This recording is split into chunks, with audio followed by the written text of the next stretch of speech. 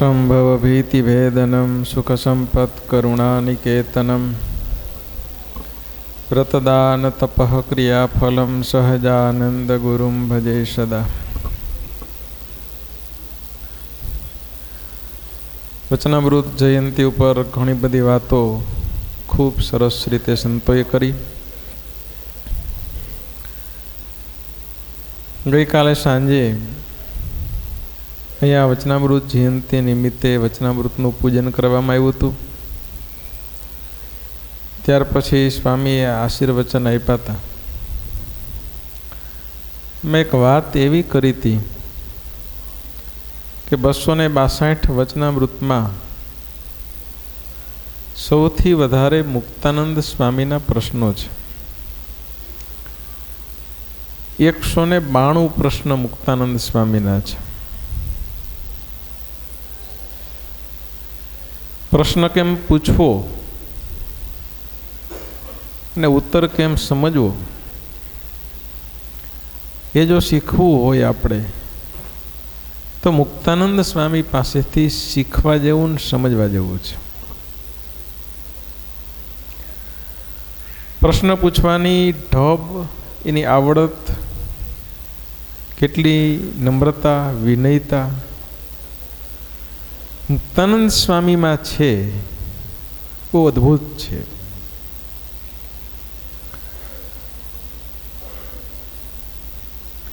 એકસો 92 પ્રશ્ન છે.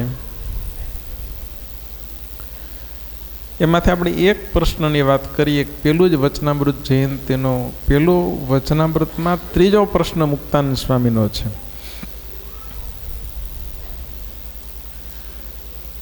કેવો સરસ પ્રશ્ન છે. ભગવાનનો ભક્ત જ્યારે દેહને મૂકીને ભગવાનના ધામ પ્રત્યે જાય છે ત્યારે તે કેવા દેહને પામે છે.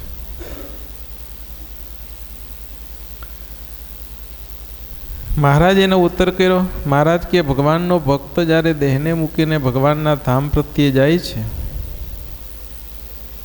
ભગવાનની ઈચ્છાએ કરીને ભગવાનના ધામ પ્રત્યે જાય છે, ત્યારે કોઈક તો ગરુડ ઉપર બેસીને જાય છે, કોઈક તો રથ ઉપર બેસીને જાય છે, કોઈક તો વિમાન ઉપર બેસીને જાય છે. ભગવાનનો ભક્ત ભગવાનની ઈચ્છાએ કરીને બ્રહ્મય દેહને પામે છે.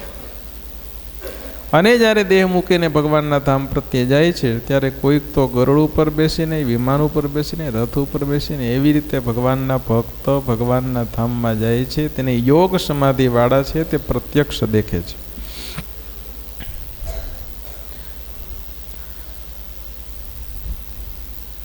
બ્રહ્મય દેહને પામે છે. આજે એના પર થોડીક વાત આપણે કરશું. ચીમનભાઈ, તમે કહો જે બ્રહ્મય દેહ એટલે શું?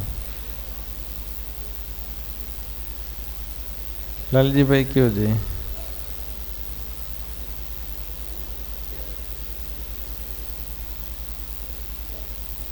શું કહો તમે?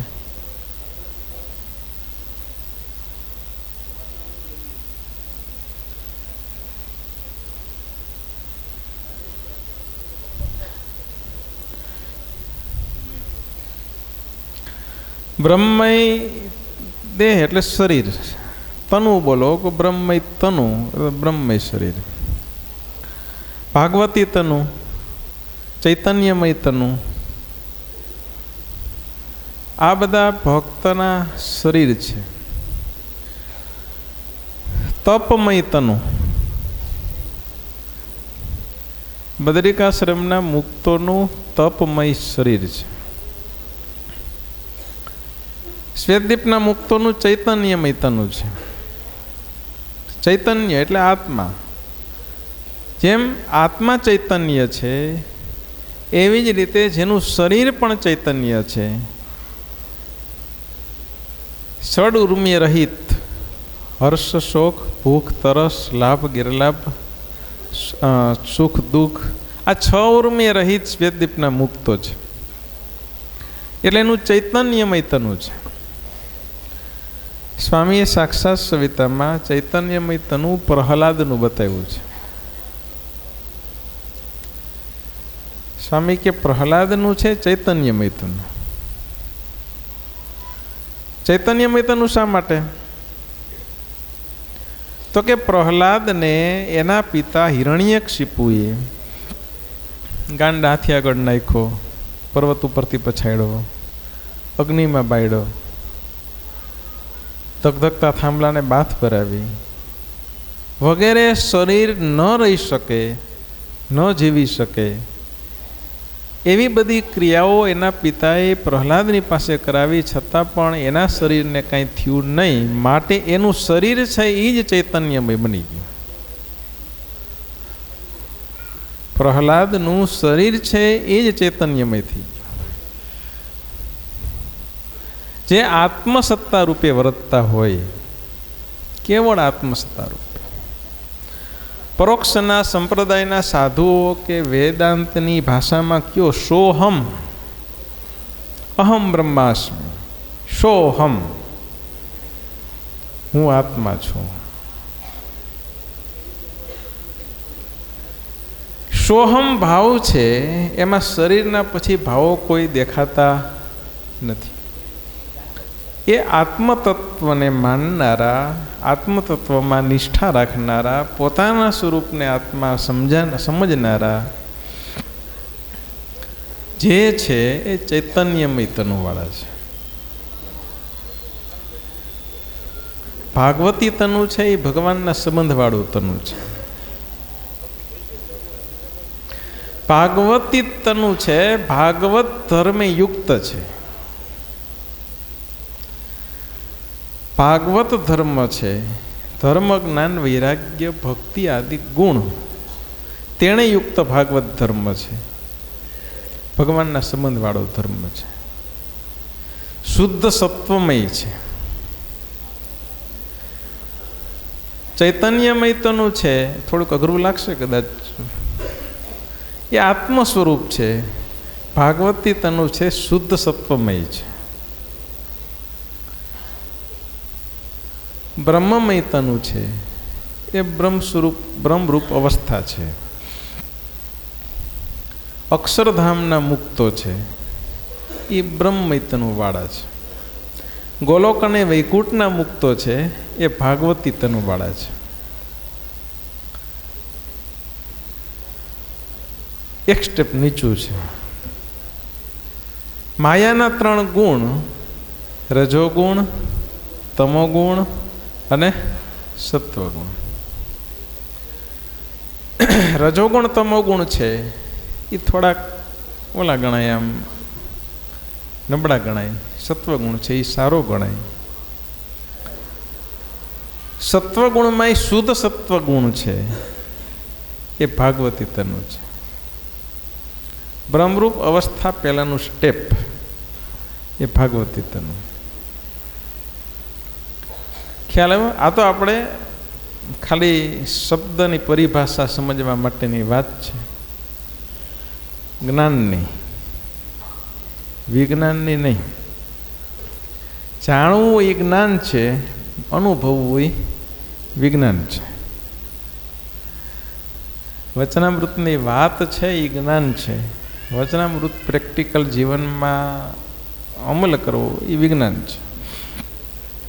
સાયન્સ ભણતા હોય 10મા 12મા ધોરણમાં વિદ્યાર્થીઓ, સ્કૂલમાં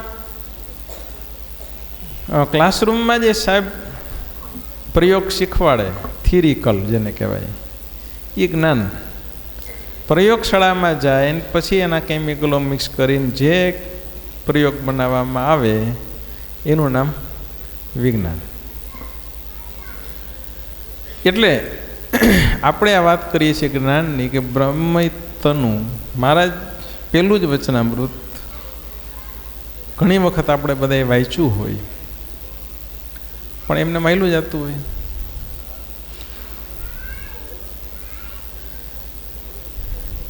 ખ્યાલ આવે છે? બ્રહ્મમય તનુ એટલે શું? ચૈતન્યમય તનુ એટલે શું? ભાગવતી તનુ એટલે શું? તપોમય તનુ છે એ બદ્રિકાશ્રમના મુક્તોનું છે. તપ કરવા રૂપી અંગથી એ ભક્તો બંધાઈ ગયેલા છે. હવે ભગવાનના ભક્ત હોય તો એમાં કોઈને કોઈ સદગુણ તો હોય જ. કોઈને સેવાનો સદગુણ હોય, કોઈને ભજન ભક્તિનો હોય, કોઈને તપ કરવાનો હોય, કોઈને ત્યાગ કરવાનો હોય. પણ ગુણની, સદગુણોની એક મર્યાદા છે.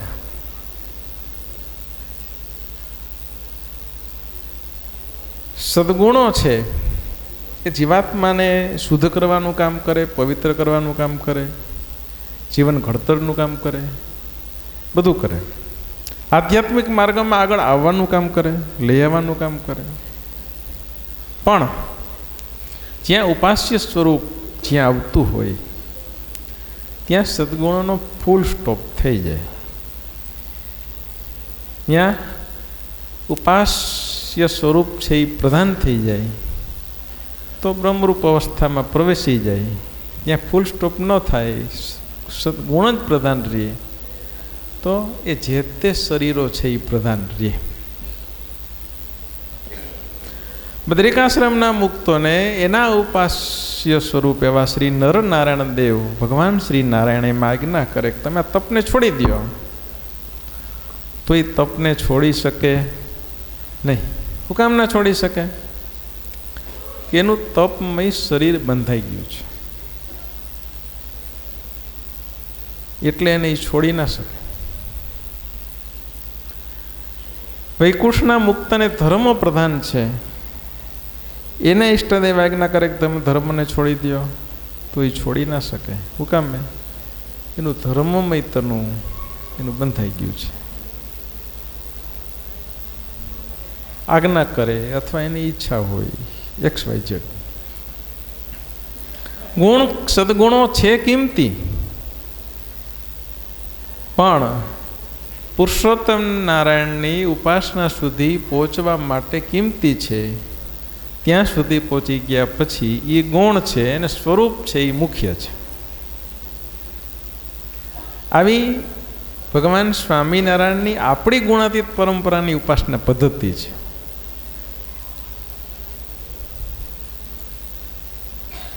એક વસ્તુ પાકી છે. બીજી વાત, તમે ત્યાં સુધી પહોંચ્યા નથી અને જો સદગુણોને ગૌણ કરો તો બહુ મોટી ખામી છે, તો બ્રહ્મ કુદાડ થાય. ઉપાસના શુદ્ધ નથી અને જો તમે સદગુણોને ગૌણ કરવા જાઓ, આપણે ગૌણ કરવાના નથી. ગૌણ કોને કરવાના છે? પુરુષોત્તમ નારાયણને કરવાના છે. એનો અધિકાર છે, આપણો ગૌણ કરવાનો અધિકાર નથી. બહુ સમજવા જેવી બાબત છે. આપણે વાતમાં કાઢી નાખીએ ભાઈ સાધનની કાંઈ જરૂર નથી. ગુણાતીતાનંદ સ્વામીએ કીધું બીજા સાધન તો જાનૈયાને ઠેકાણે છે, અને સ્વરૂપ નિષ્ઠા તો ઉપાસના, સ્વરૂપ નિષ્ઠા તો વરને ઠેકાણે છે. એ પણ ગુણાતીતાનંદ સ્વામીએ કીધું ને એ કહી શકે, અને એની દ્રષ્ટિથી કહો તો આપણે કહી શકાય. બાકી આપણે પોતે કરી શકાય નહીં. જો કરવા જાઓ તો મોટો બાધા આવે. શું બાધા આવે? આગળ વાત કરી હતી 23મા વચનામૃતમાં. દેહાત્મ બુદ્ધિ શોધતા જ્યાં સુધી આપણે વર્તીએ છીએ ત્યાં સુધી જો સાધનને ગૌણ કર્યા તો મોક્ષ માર્ગમાંથી પડી ગયા સમજવાનું. જેટલી દેહાત્મ બુદ્ધિ ટળે એટલા જ સાધન ગૌણ થાય. આ ઉપાસના પદ્ધતિની શુદ્ધ રીતિ છે. એટલે આવી રીતે જો સમજાય તો આમાં કંઈ બાધ આવે નહીં. પછી ભલે તમે થોડું વર્તો, કોઈ જાજુ વર્તે, કોઈ ઓછા નિયમ પાડે, કોઈ વધારે નિયમ પાડે, કોઈ થોડું ભજન કરે, કોઈ વધારે કરે, એ પોતપોતાની શ્રદ્ધા અને શક્તિ પ્રમાણે કરે. દરેક ભક્તોની સ્થિતિ અલગ અલગ છે. એની સ્થિતિમાં રહી, પોતે પોતાની સ્થિતિમાં રહી અને ભગવાન સંબંધી સેવા, ભજન, ભક્તિ, નિયમ, શ્રદ્ધા, જે કાંઈ ઉપાસના, જે કાંઈ કરવું એ થાય, એમાં રહીને થાય. પણ કોઈ વસ્તુને ગૌણ કરીને ના થાય. કારણ કે આપણે એમ માનતા હોઈએ, જો બહુ ધર્મ પાડતા હોય ને પછી ના પાડતા હોય ને એનું એ બહુ ઓલું કરે કે ઓલામ નથી, ઓલામ નથી, ઓલામ નથી. બહુ ભજન કરતો હોય તો ઓલો બીજો ભજન ના કરતો હોય એની વાહે પડી જાય, ઓલો નથી કરતો. બહુ માનસી પૂજા કરતો હોય, માનસી પૂજા ના કરતો હોય એની વાહે પડી જાય, ઓલો માનસી પૂજા નથી કરતો, ઓલો નથી કરતો, જોયા કરે તો શું તકલીફ થાય? તો ભગવાનના ભક્તનો અભાવ આવે. પણ એ જે કરે છે એ એની સ્થિતિમાં રહીને કરે છે. કોઈને 1 જન્મનો સત્સંગ હોય, કોઈને 2 જન્મનો હોય, કોઈને 5 જન્મનો હોય. કોઈના પૂર્વના સંસ્કારો બલિષ્ઠ હોય ને કોઈને પૂર્વના સંસ્કારો ઓછા હોય. એ બધાને હરખું થોડુંક હોય એ તો ના હોય. એટલે ભેદ તો રહેવાના જ. પણ મહારાજ સ્વામી કે અહીંથી વડતાલ નીકળી ગયો હોય ને એને એમ કહેવાય કે વડતાલ ગયો છે. ત્યાં પહોંચી ગયો હોય એને પણ એમ કહેવાય કે વડતાલ પહોંચી ગયો છે. એમ બ્રહ્મરૂપ અવસ્થાને પામી ગયો હોય એને બ્રહ્મરૂપ કહેવાય. એની માર્ગે આવેલો હોય ને એને એમ કહેવાય કે ઓહો હો આ બધા અક્ષરધામના મુક્તો છે. મહિમાથી એમ કહો તો કોઈ બાદ નથી.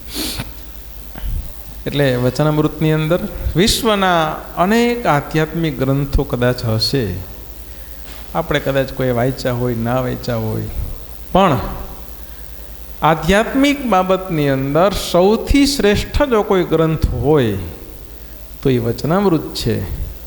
એને કોઈ ગ્રંથ લગી શકે નહીં ને આગળ. જેણે જેણે સંપ્રદાયની અંદર જે કોઈ મતાંતરો જે કંઈ ચાલતું હોય, અનેક પ્રકારની સમજણો હોય, જ્ઞાન હોય, જે હોય એ દરેકે વચનામૃતનો જ આધાર લેવો પડે. વચનામૃત સિવાય પોતાની રીતે કાંઈ પણ આઘા પાછું કરી શકાય નહીં. એટલે આવો સરસ કિંમતી ગ્રંથ આપણને આજે મળ્યો. એ ગ્રંથને સમજીને પૂર્વવક્તાઓએ કીધું એ પ્રમાણે અટકીને વાંચવું. ભલે થોડું વચાય પણ નિત્ય અભ્યાસ રોજ વાંચવું અને સમજીને અટકીને વાંચવું. ના સમજાય તો બીજાને પૂછવું. કોઈ હરિભગત હોય તો એને પૂછવું. હરિભગતને ના ખ્યાલ સંતોષ થાય તો કોઈ સાધુને પૂછવું. એમ કરીને શબ્દે જ્ઞાન થાય. સહજાનંદ સ્વામી મહારાજ.